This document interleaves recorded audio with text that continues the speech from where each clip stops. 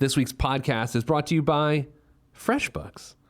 I've been using FreshBooks for years. We send hundreds of invoices a year using FreshBooks.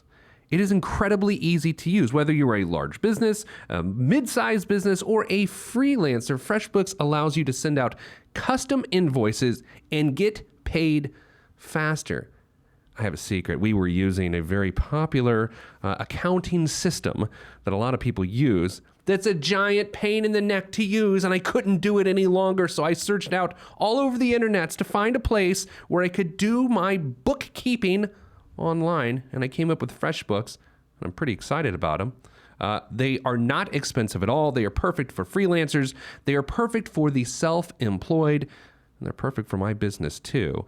And for the next 30 days, you can have unrestricted free trial to FreshBooks by going to freshbooks.com/MDP and enter $1 million plan.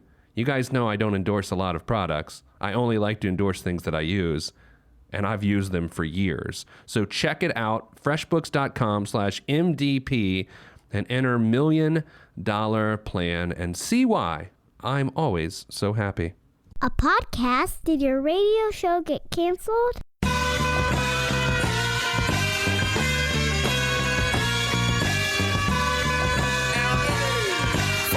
Fire. Low down and filthy, but the discipline is on point. Schooled myself, made my own dojo. A cold flow with the whole dose of soul. Maintain composure, even in theory. An anomaly, properties undiscernible to mere. This week on the $1 Million Plan, school's out. As my wife sings to our children every year, school's out. Teachers let the monkeys out.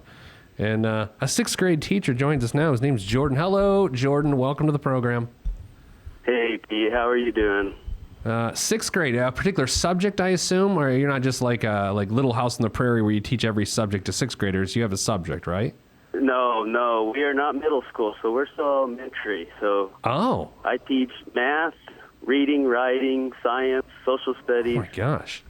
You're like it's quite an eventful day. You're like an academic decathlete, right? I consider elementary teachers the Swiss Army knife of teachers. Absolutely. Kind of have a little bit of everything. Are you saying that you're dull like the blade of a Swiss Army knife? I'm just kidding. All right, Jordan, I know that in our time together, you want to focus on a couple things. You want to focus on me evaluating how things are going in the short term for you, the midterm, and the long term. Tell us about yourself. How old are you? How much do you make? What's your family situation? What do you got? Okay, so I'm 29 years old. I've just finished 20 minutes ago my 5th year of teaching. Okay. I have 2 kids and one on the way in September. And you have 2 kids and one on the way. So at 29, you will have 3 children. At 30. You got 30. I'll turn 30 in August. So okay. 30, I'll have 3 kids, and we'll be done at that point. And so how old is your spouse? My spouse is 31, so as you would say, I married a cougar, or however you word it.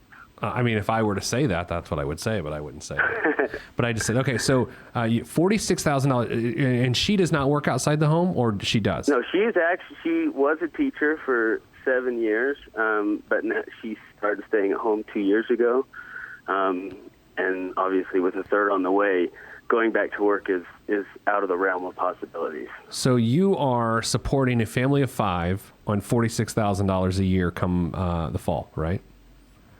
Yes. All right. So your gross or your net monthly income is $3,300 a month, and that is not supplemented in any way. That is, a couple paychecks equaling $3,300 a month, correct? Yeah, that's one paycheck a month, and on top of that, which $500 right now is going to my HSA to cover future expenses for a child. Childbirth will cost something. So, all right. And then you're putting money away for the future. You're putting away $275 a month, and you've got $31,000 in your long-term savings right now. I assume that's just a 403B or something? No, I've got 2 Roths, and our school district puts in 1.5%. And so we each have just a regular 401k. How do you get a $13,000 emergency fund? Is that just from aggressively saving or tax refunds, or what happened there? Well, unfortunately, when you don't make a lot of money, because after the $3,300, we lose $500 of it, we're at about $2,800. So you can't save aggressively. It's just frugal living and just long term. Now, I did get a little tax return that helped get it up above $10,000, but normally it's been around $9,000. And let's take a look at your housing situation and your debts. What tell us about those? Okay, so I have a house that is worth probably about $190, and I owe $120 on it. Okay. And my mortgage is $800 a month. Okay, so $800 a month mortgage payment, no debt other than the car. How long have you lived in that house? I've lived in the house for 2 years. Is that plan to stay there for a while? Well, that's one of my concerns. It'll fit our family for now with little kids, but my big concern is short term. I feel very, at least sufficient with our emergency fund. It's that midterm in 5 to 7 years when we have to, start moving up and our kids are turning into teenagers and so forth.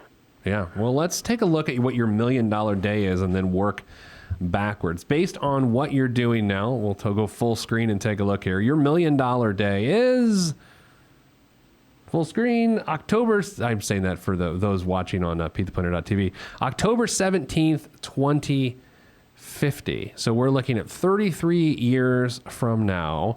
If you keep doing exactly what you're doing, you will be a millionaire. So 33 years from now, you will be 62 years old.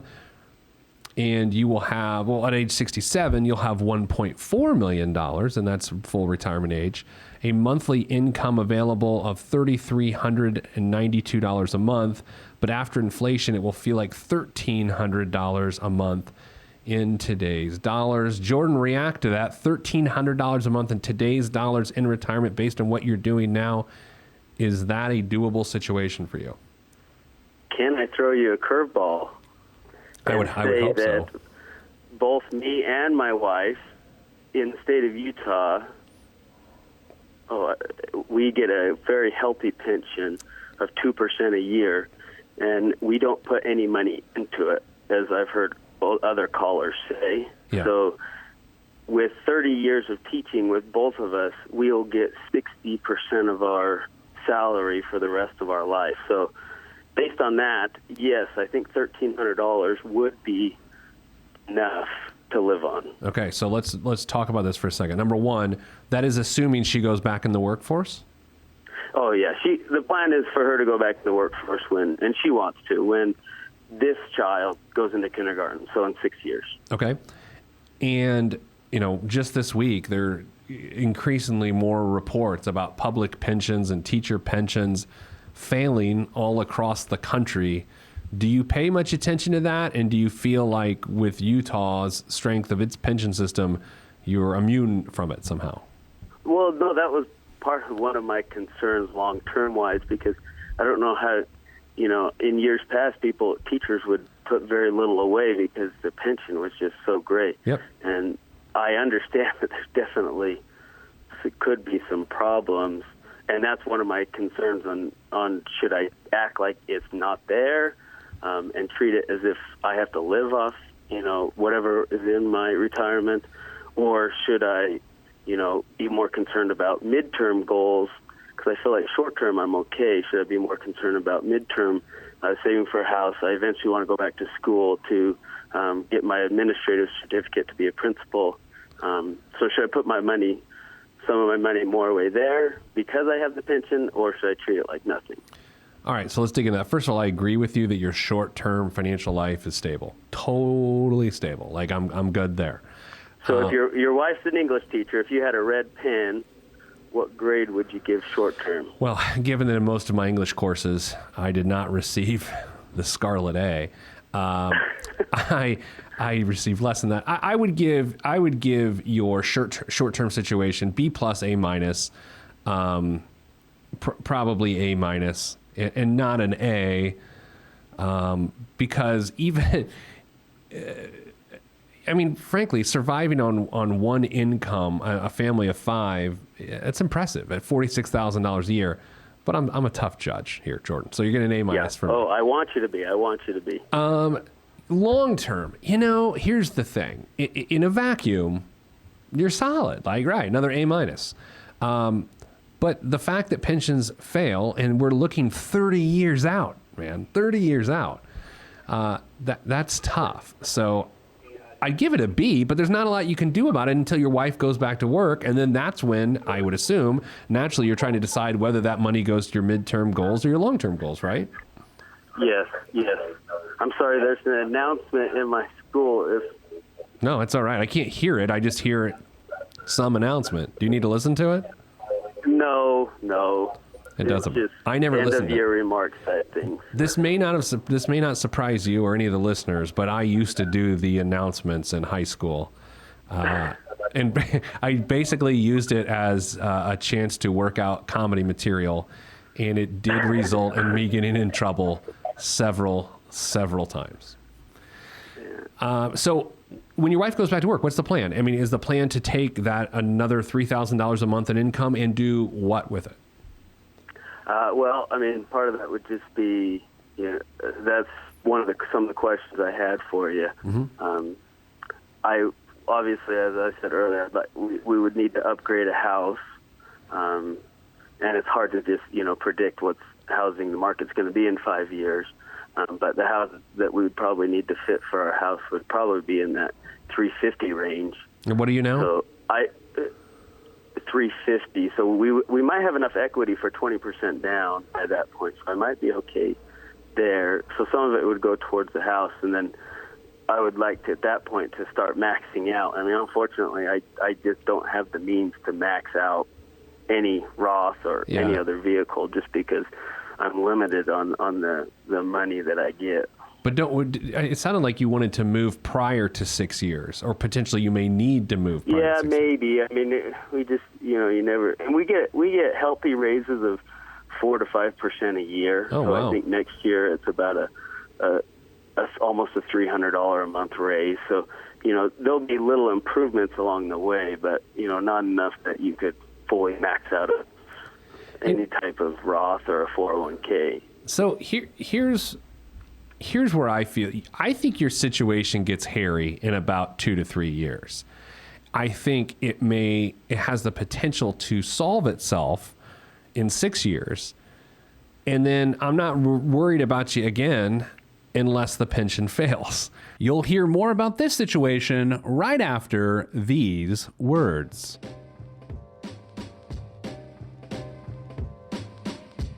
So you're racing against the clock to wrap up 3 projects, prepping for a meeting later in the afternoon, all while trying to tackle a mountain of paperwork. Welcome to my life, and welcome to the life of business owners and freelancers all across this globe. Challenging? Yep. But our friends at FreshBooks believe the rewards are so worth it. The working world has changed. With the growth of the internet, there's never been more opportunities for the self-employed. To meet this need, FreshBooks is excited to announce the launch of an all-new version of their cloud accounting software. And believe me when I tell you, it's beautiful. It's been redesigned from the ground up and custom built for exactly the way you work. And I work. And anyone works. Get ready for the simplest way to be more productive, organized, and most importantly, get paid quickly. The all-new FreshBooks is not only ridiculously easy to use, it's also packed full of powerful features. Create and send professional-looking invoices in less than 30 seconds. For those doing the math, it's a half a minute. Set up online payments with just a couple of clicks and get paid up to 4 days earlier. And see when your client has seen your invoice and put an end to the guessing game. FreshBooks is offering a 30-day unrestricted free trial to my listeners. That's you. To claim it, just go to freshbooks.com/MDP and enter $1 million plan in the How Did You Hear About Us section. That's freshbooks.com/MDP and enter $1 million plan. Go get the free stuff right now.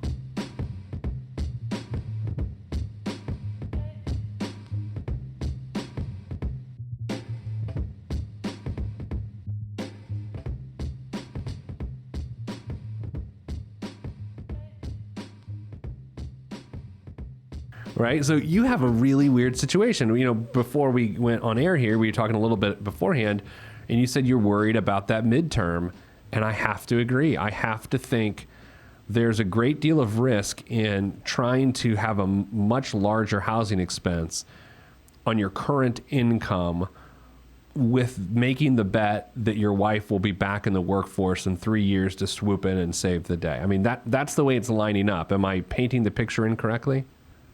Yeah, and I wouldn't make a rash decision if, to move into a house just because it would fit our family if the finances weren't there. I mean, I love your ideal budget, and I would want it to fit in the ideal budget, and I would love to get a 15-year loan at that point, because at that point maybe I'm making 56, 57. Maybe at that point I could afford it, but if not, then we'll stay in this house until my wife goes back to work, and then that extra income would obviously. I mean, once my wife goes back to work, you're good. It seems like all the problems. And again, I would like to go back into school. Right. I have a master's degree. I have no school debt. I paid for every dime of my bachelor's and master's, and I would plan to do the same thing with an administrative certificate.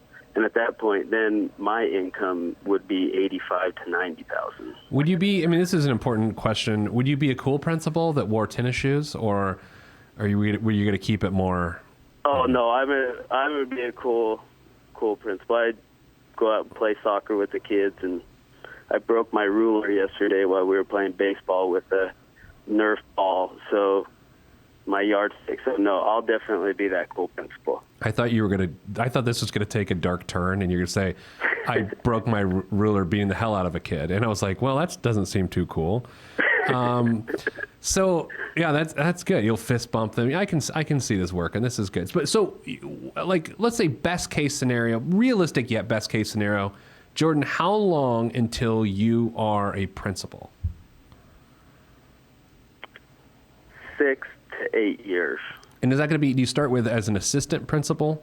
And if you at our elementary level, we have no assistants. So if you are an intern, which is quite a bit of a raise, so it's kind of their version of an assistant. And then when you become a elementary principal, it starts at 85 right now, and so in 7 years from now, it could be at 90, 95.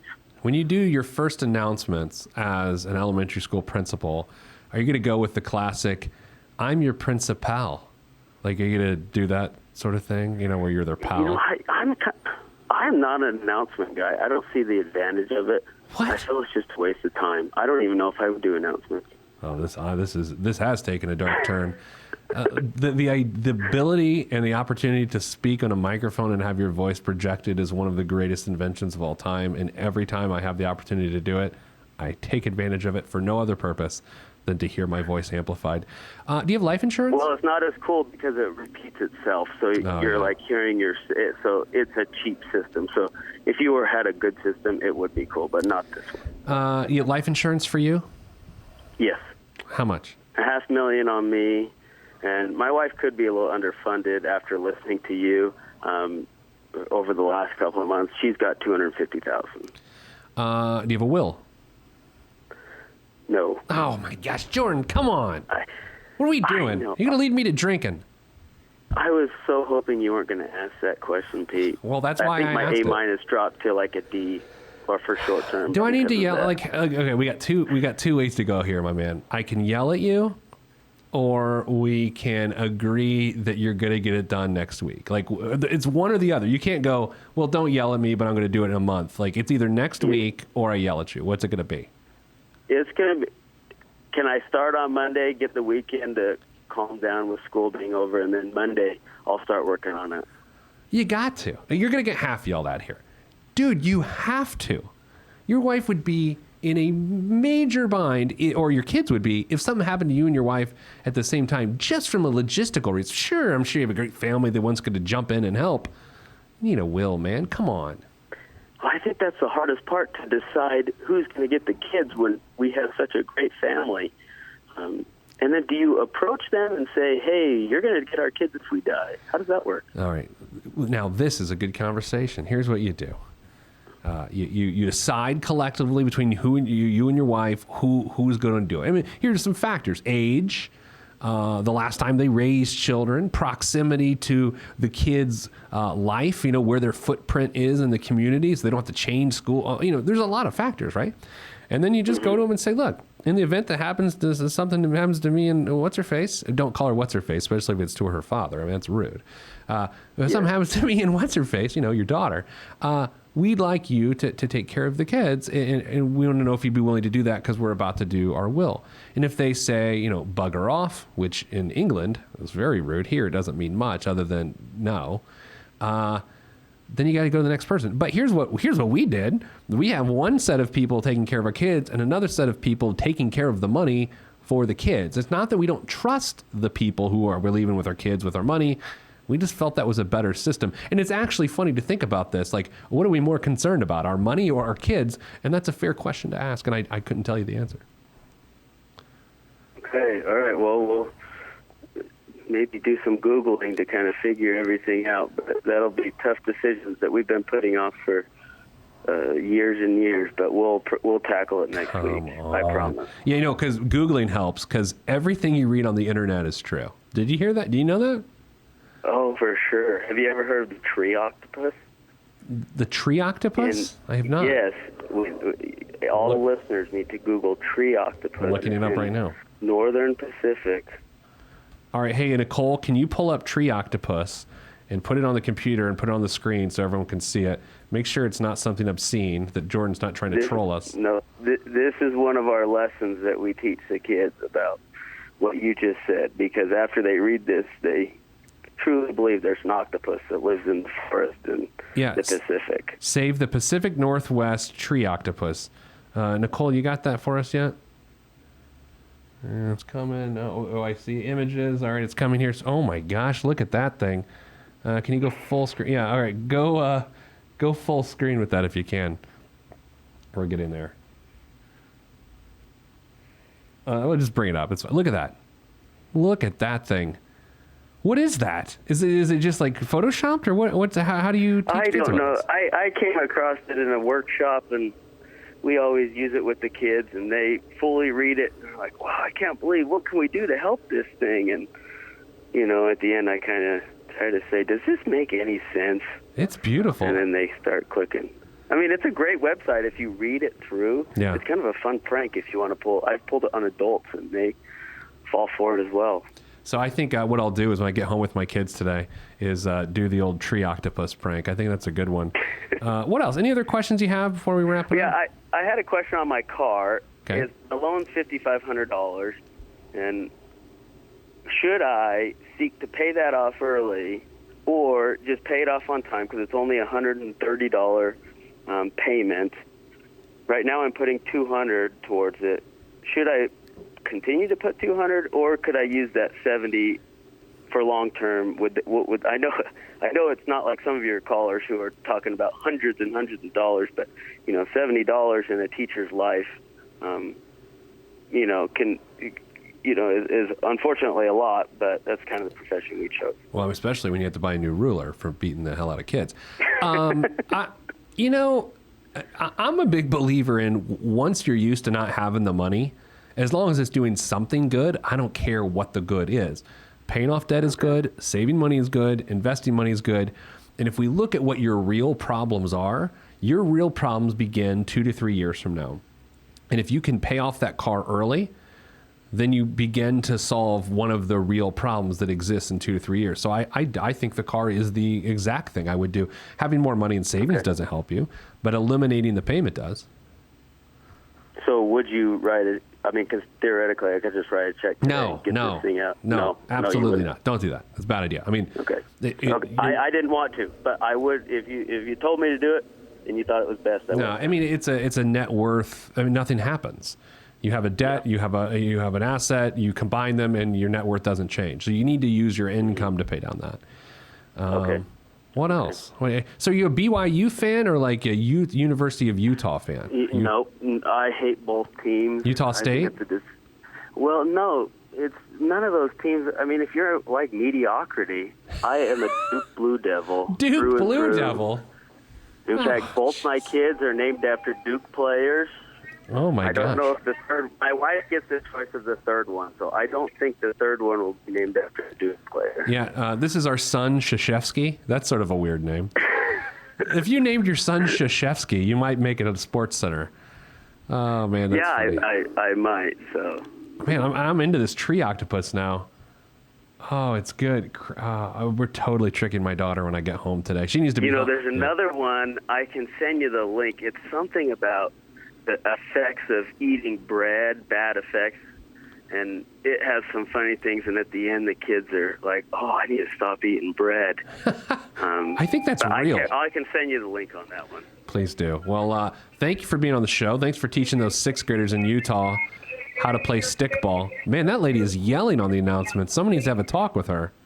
I'm sorry. I thought everybody would leave after school was over. Normally they do, but I guess they want to just stick around. Do the kids bring you a bunch of stuff on the last day of school? Is it your desk filled with things? I'm in a pretty good area. I think I came away with probably $150 worth of gift cards. But jeez. So I think I might have extra money in my budget next month because we have our Eat Out Fund funded. My kids just get their teachers' financial tips. They just like, hey, invest for your future. You can take that to the bank. Hey, I would take it if it was from you. I would take that advice. Well, I appreciate that. Well, give us updates. We're gonna want to know the baby's name and all that good stuff. Thanks for the tree octopus tip. And okay, so A- short term, A- in a vacuum long term, and you didn't do anything wrong in the midterm, but there's definitely some challenges there. I mean, it's hard, right? Because you get an A for effort, but hey, man, it's probably like a B- because you're running up against some stuff, right? Yeah. All right, well, pay off that car. That'll help. Oh, for sure. I want to get that out of my life, but I just didn't know if it was the smartest thing to do because the payment just isn't a huge one. Yeah. Try to just sell it to one of the sixth grade kids for more money. Like, you owe $5,500, be like, hey, man, I'll sell this to you for like $20,000 if you trick them. Have you tried to trick kids out of money? Is this something you've tried? No, I wouldn't. Okay, that's probably a bad idea. That seems like that. bad advice. All right, so Jordan, thank you very much. I appreciate you being on the show. Hey, thanks, Pete. All right, that's it for this week's $1 Million Plan. Jordan's out there teaching the kids of Utah how to be a responsible person. Look up tree octopuses. If you want to be on the show, PeteThePlanner.com/podcast. Have a good week, and we'll see you next time. Thanks. If you want to be on this podcast and have Pete fix your money life, then hit us up at PeteThePlanner.com/podcast. You heard me. PeteThePlanner.com/podcast. Log on. This is for information purposes only. It's not the Swiss financial planning device. Consult a financial advisor. Released from Everest, the fresh is fresh, and you can call me E.T. Word to John Tesh. Let me bless this harmonic presentation. It's amazing, so amazing. I'm the reason. Salutations, I bring you love, trying greetings from a faraway land. I am the sole controller. Put the remote down and let me take control. You're now a part of my zone, so enjoy yourself. Love Tron can restore your health. I bring you greetings, salutations. How you doing? And is that how y'all say it? The tinkling of the keys is an homage to the little star. I sojourn over poetic descriptions of sound and travel to my other world. Out of this world, spaceship on my arm took me home, fueled by the ink and the megabytes and the hypertext transfer protocol, stronger than the Skynet and the Terminator. I push faders into warp speed, glide with ease, creating a breeze they call a black hole. Event horizon, no rear view concerns. This I adjourn, and beats I burn. This I adjourn, and beats I burn. Salutations, I bring you love, trying greetings from a faraway land. I am the sole controller. Put the remote down and let me take control. You're now a part of my zone, so enjoy yourself.